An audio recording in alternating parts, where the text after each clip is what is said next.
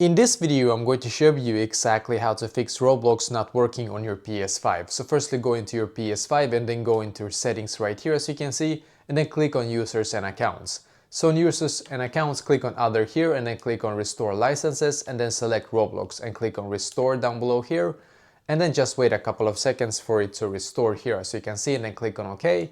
Then we're just going to go back to the settings page here again, and then we're going to click on system. Then click on system software update and settings, and make sure that this one is up to date. So I'm just going to click here and then click on update using internet. So now when your system software is up to date, the other thing that we need to do is to actually scroll down here, click on power saving, and then this first setting right here, make sure that this one is don't put in rest mode, and this one don't put in rest mode as well. So try this, and then this last thing we need to do is to click on the PS5 logo or the PlayStation logo on our controller, scroll to the right here until you can see power, then click on restart PS5. So try this and hopefully this will be able to fix it for you.